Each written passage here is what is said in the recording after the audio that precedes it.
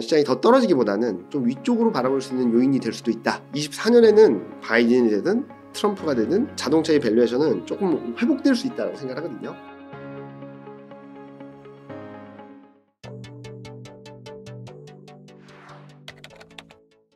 이거 안 여쭤볼 수가 없어서 네. 2차전지거든요. 2차전지 많이 갖고들 계시니까요. 그렇죠. 2차전지 진짜 보니까 외국인들이 진짜 주구장창 팔았는데요. 2차전지 어떻게 보시나요? 일단은 단기적으로 중요한 지지권에 들어와 있다라고 생각하고 있습니다. 가격 조정은 어느 정도 일단락 되는 국면이다라고 말씀드리고 있는데, 요게 뭐 제가 종목별로 말씀드리기는 어려우니까 이게 KRX 2차전지 뉴딜 지수인데요. 보시면은 지지권을 보여줬던 이동평균선대에 와 있고요. 그리고 주간 차트상으로도 단기 지지권에 근접해 있어서 저는 지금 가격대에서는 더 팔 이유는 없다. 버티셨던 분들은 조금 더 기다리시고, 지금 2차전지가 없고 좀 그러신 분들은 단기 반등을 노리고 한 이 정도 10% 15% 정도의 반등 수익률을 노리고 대응을 하셔도 무리가 없는 가격대다. 다만 지금 최근 또 단기적으로 또 반등을 했잖아요. 그런 상황에서 좀 등락이 있을 때마다 좀 매집해 나가는 그런 스탠스가 필요하지 않을까라는 말씀을 드리고 있습니다. 또 요즘에 보니까 2차전지는 내년에 물론 성장 섹터긴 하지만 그쵸. 대선이 걸려있다 그쵸. 이러더라고요. 그쵸. 그건 어떻게 보세요? 그게 제일 어려운 것 같아요. 일단은 장기 성장성에 대해서는 크게 무리가 없다라고 생각을 하고 있는데, 문제는 뭐냐면은 기존의 성장 방향성에 플러스 알파를 해준 게 미국이라는 거예요.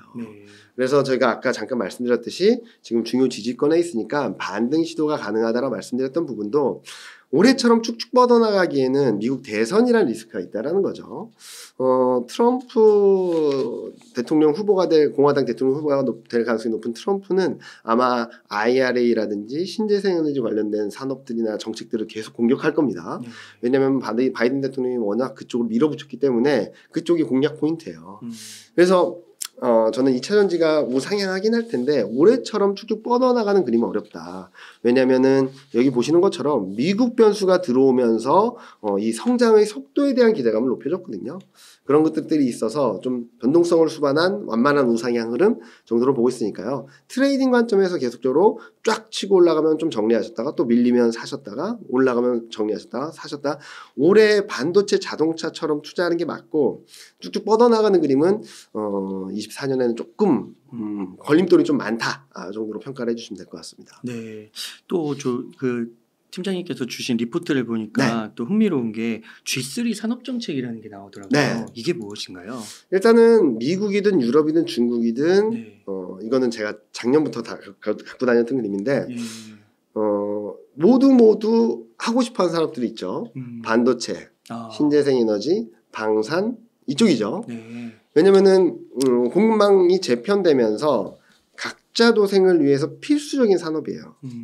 에너지 독립이 필요하고, 그리고 국방력이 강해져야 되고, 그쵸. 거기에 아주 기본이 될 수 있는 반도체 산업에 대한 육성 정책을 좀 펼쳐나가고 있기 때문에, 그래서 여기 제목처럼 반도체, 신재생에너지, 국방에 모든 정책들이 집중되고 있다라는 말씀을 드리는 부분이고요. 단순하게 이런 스토리텔링뿐만 아니라 이익 개선 기여도, 그러니까 코스피 이익이 100이 늘어난다라고 했을 때 이 중에 얼만큼 기여를 하느냐 봤을 때 압도적으로 반도체고요. 24년, 25년 계속 좋아지는 게 화학, IT 가전, 2차전지죠. 그리고 조선, 철강, 인터넷, 자동차 정도로 볼 수 있을 것 같아요.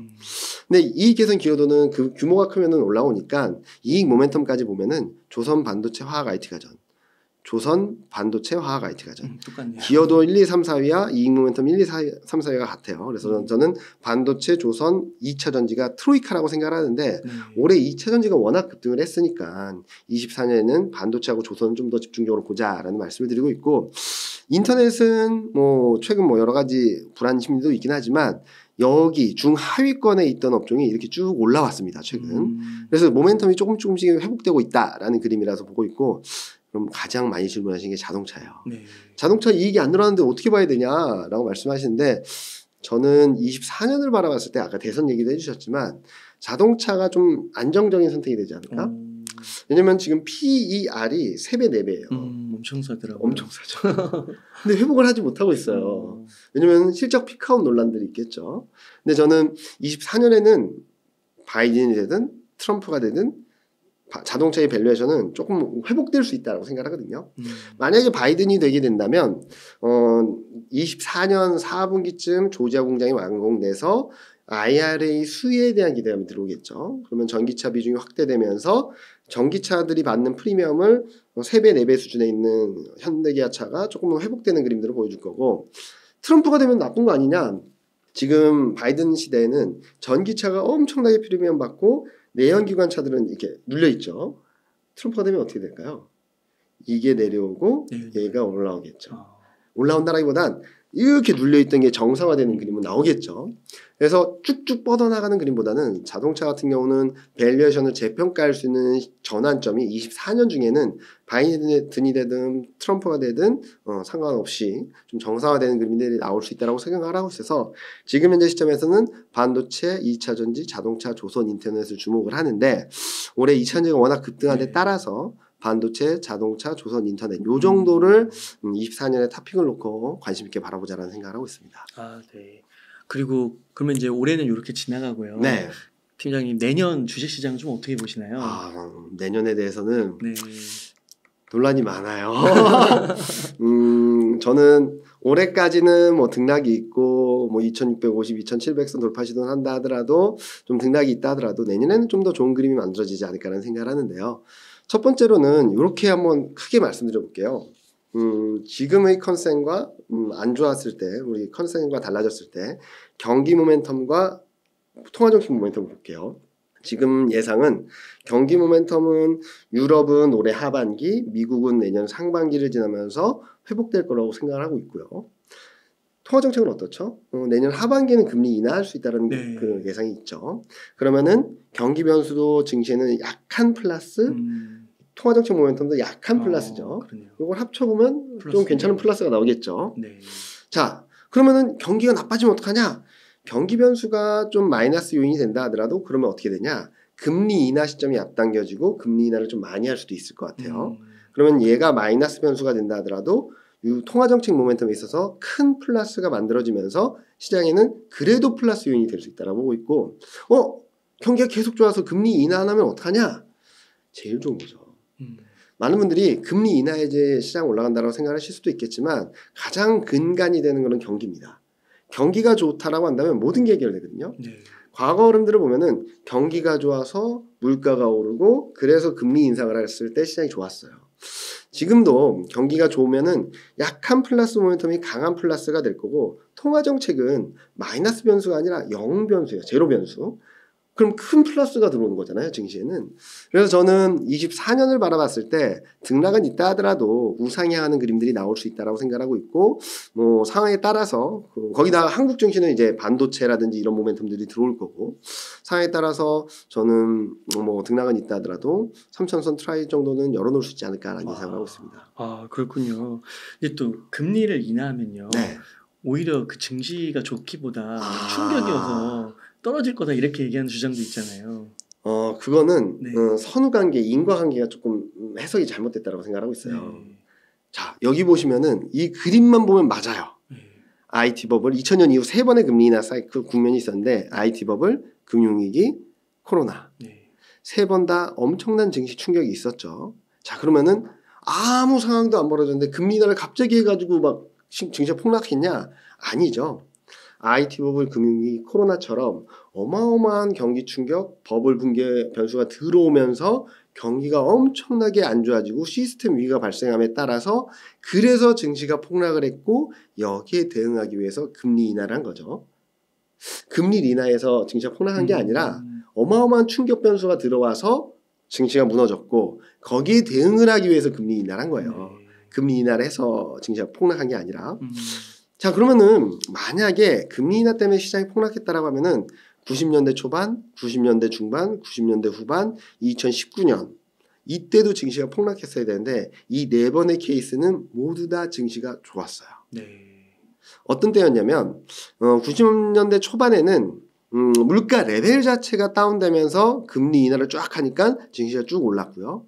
95년에는 뭐 지금 이때는 뭐 금융위기라든지 신흥국들이 불안정해지면서 미국 경기는 괜찮았지만 선제적 대응으로서 금리 인하를 했고 98년에는 신흥 아시아들이 뭐 IMF 사태라든지 부도를 맞으면서 롱통 캐피탈 마켓까지 파산하면서 금리 인하를 했고요. 그러면서 증시가 올랐고 2019년에도 통화정책 정상화라는 이유로 금리 인하를 단행하니까 증시가 올랐어요. 네. 자, 무슨 말이냐면 금리 인하를 하는 이유가 중요하다라는 거죠. 어마어마한 경기 충격 시스템 위기가 발생함에 따라서 금리 인하를 하는 건지 그러면은 선제적으로 증시가 폭락을 하는 거고 만약에 통화정책 정상화라는 차원에서 금리 인하를 하는 건지 통화정책 정상화라면 기존의 경기 모멘텀은 살아있는 가운데 둔화된다 하더라도 살아있는 가운데 유동성 모멘텀이 들어옴으로 인해서 증시는 올라가는 그림이 나올 수 있다는 거죠.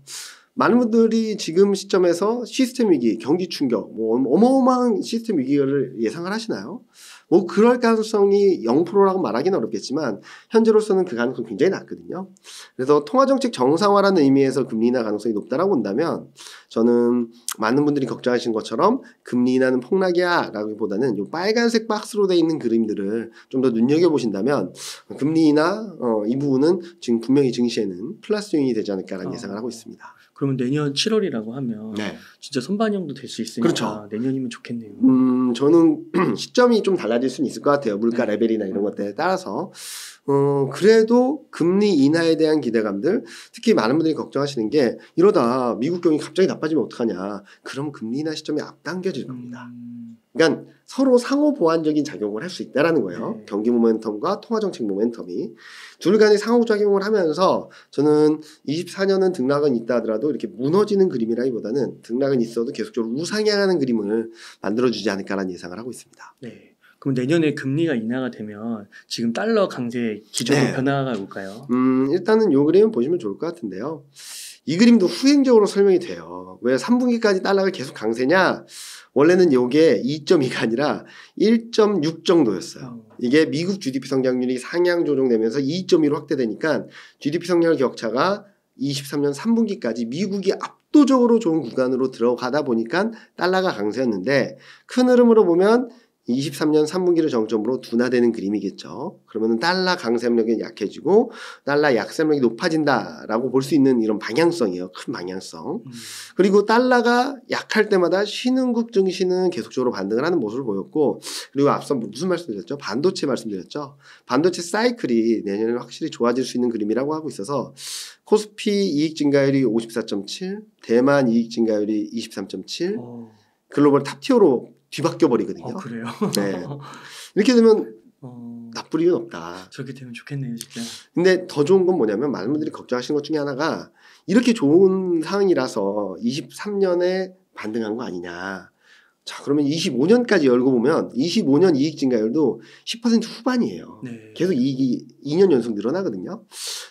그래서 여기에 대한 눈높이가 오히려 하향 조정되면 25년 이익 증가율이 또 올라가는 효과가 있거든요. 그러면 24년, 25년 둘 다 20%대 중후반의 이익 증가율을 갖고 있다면 24년에는 나쁘게 볼 이유가 없다라는 거죠. 선반영을 감안한다 하더라도.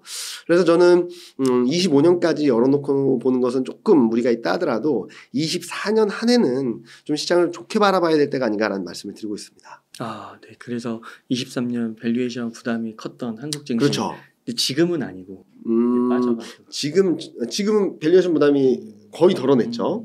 그리고 24년치만 본다 하더라도 10배 수준이거든요. 최근 좀 떨어져서. 그래서 지금은 제가 자꾸 밸류에이션 매력이 있다라고 말씀드린 이유는 내년에 대한 이익, 25년에 대한 이익까지 열어놓고 봤을 때 12개월 선행 EPS는 올라갈 거예요. 그러면은 증시가 올라간다 하더라도 밸류에이션 부담 없이 올라갈 거거든요. 그런 그림들이 열려 있어서 좀 시장을 긍정적으로 바라보자라는 말씀 많이 드리고 있습니다. 그러면요, 팀장님 한 가지만 더 여쭤볼게. 지금 달러가 한 1,350원 됐잖아요. 네. 추석 때는 끝나고 나니까 1,360원이 넘었더라고요. 맞아요. 막 1,400원 가고 이럴 가능성은. 그럴 가능성은 저는 되게 낮다라고 생각하고 있거든요. 일단 달러 인덱스 먼저 말씀을 드리면은 저는 지금은 오버슈팅 구간이라고 생각하고 있어요.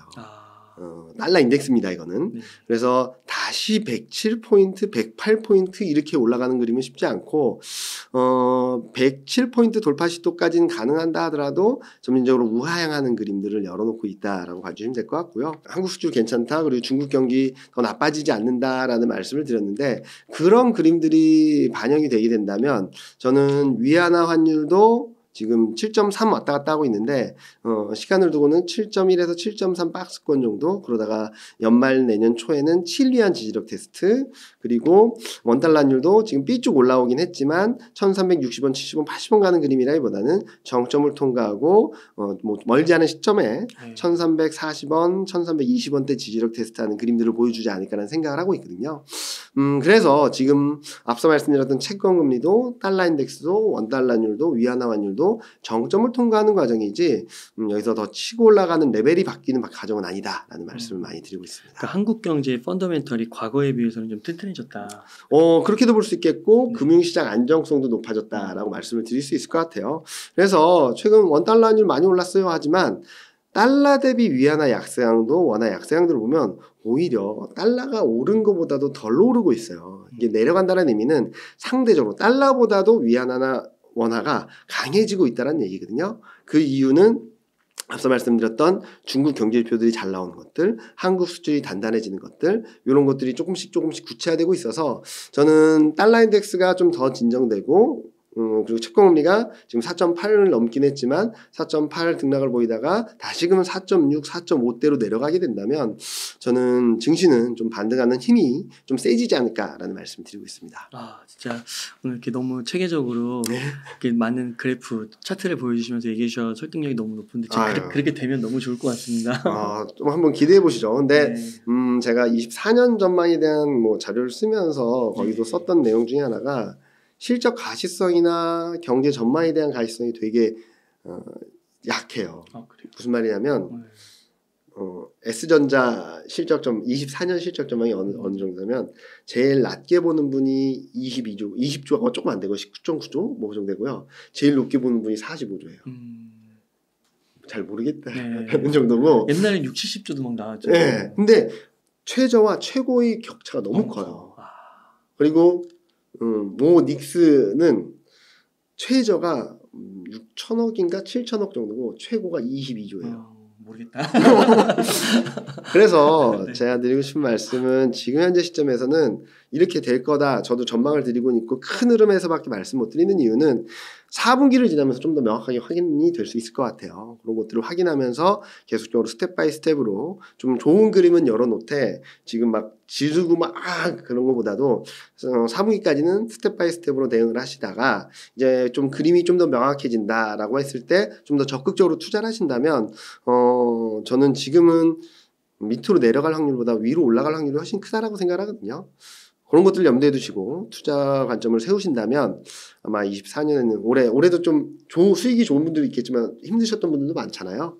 그런 분들에게는 더 높은 수익률을 가져다 드릴 수 있겠다라는 생각을 하고 있습니다. 네, 그래서 지금은 8대가 아니라 오히려 분할 매수 8대로 접근을 해야 되고 그 다음에 이제 앞서서 말씀해주신 4가지 섹터를 한번 주목해보면 좋겠다. 공부해보시면 좋겠다. 그렇게 정리를 해보면 될 것 같습니다. 오늘도 좋은 인사이트 감사드리고 그러면 팀장님 끝으로 강조하고 싶으신 말씀 있다면 좀 부탁드리겠습니다. 일단은 최근 물가 지표가 나왔잖아요. 제가 중요하게 생각하는 변곡점은 11월 14일 날 발표되는 10월 CPI예요. 이게 왜 중요하냐면은 자 보시면은 CPI도 22년 6월 고점으로 23년 6월까지는 쭉 떨어지다가 이 고점을 지나서 그러니까 기저효과가 사라지면서 반등을 했거든요. 코어 물가의 기저효과는 22년 9월이에요. 둘 다. 자 그러면은 23년 9월까지는 좀 둔화되겠죠.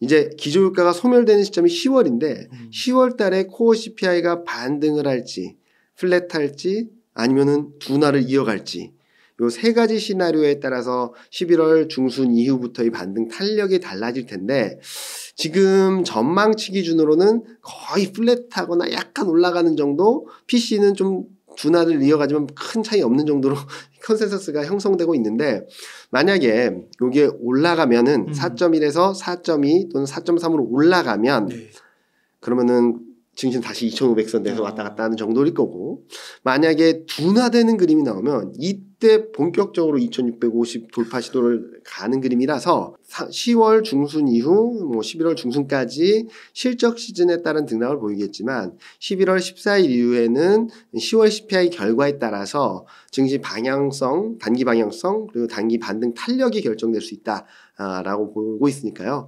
이 11월 14일 결과를 한번 주목해 보시면 좋을 것 같다라고 보고 있습니다. 이 물가 이슈 참 오래됐는데 다음 달이 정말 중요하군요. 3%대 갈 거예요. 중요할 것 같아요. 만약에 코어 CPI가 기저 효과가 소멸되었음에도 불구하고 둔화된다라고 하면은 어떤 그림이 그려지면 금방 물가가 레벨 다운 되겠다. 12월 달에 금리 인상 안 하는 거다. 금리 인하 시점 앞당겨지는 거 아니야? 이런 기대감들의 순환고리가 만들어질 수 있어서 그런 것들을 저는 조금은 기대하고 있는데 그런 것들을 좀 눈여겨보시면서 대응을 하시면 좋겠다라는 말씀드리고 있습니다. 시청자분들께서 많이 버텨 오시고 견뎌 오시고 인내해 오신 것 같아요. 네. 조금 얼마 남지 않았다. 마지막 진통 과정이 제일 힘든 것 같아요. 네. 그리고 거꾸로 말씀드리면은 작년 올해를 지나면서 나올 수 있을 만한 악재는 다 나온 거 아니냐. 그래서 이런 큰 매크로 변수 외적으로도 굉장히 불안해하시는 분들이 많거든요. 예를 들어서 우크라이나 러시아 사태, 이번에 이스라엘 전쟁, 그리고 미중 갈등.